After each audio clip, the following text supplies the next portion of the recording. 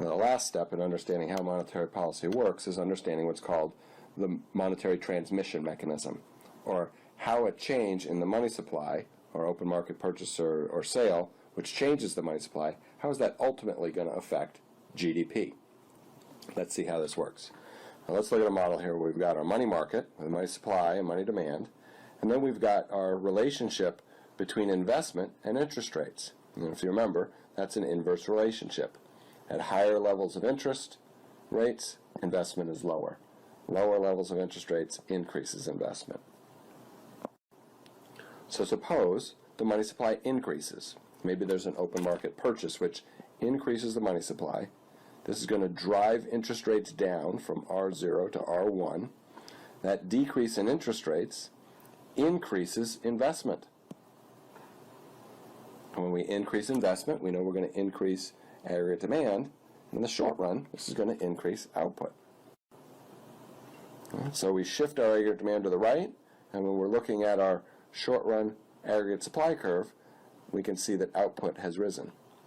So the money supply increased, investment spending increases, shifting the aggregate demand, and increasing output, and prices a little bit in the short run.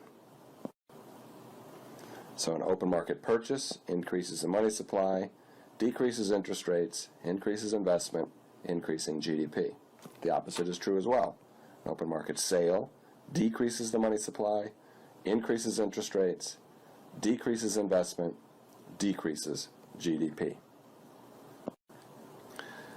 Monetary policy also works through international trade. Now we're going to learn later about exchange rates. The exchange rate is the rate at which one currency exchanges for another currency. So one country's currency versus another country's currency, like the US dollar or the Canadian dollar, the Japanese yen. So we can look at how one currency trades for another one. And we look at the value of that currency. Well, an open market purchase increases the money supply. An increase in the money supply decreases interest rates. As interest rates go down in a given country, that country's currency becomes less valuable because individuals want to hold other assets denominated in other currency. So the value of that currency is going to fall. It's going to increase net exports and increase GDP. This is a depreciation of a currency, where you have a decrease in the value of a currency. This also works. An open market bond sale, decrease in the money supply, increases interest rates, increase in the demand for the domestic currency, which results in an appreciation of the currency, or a rise in the exchange rate. This decreases net exports and thus decreases GDP. So that's the monetary transmission mechanism.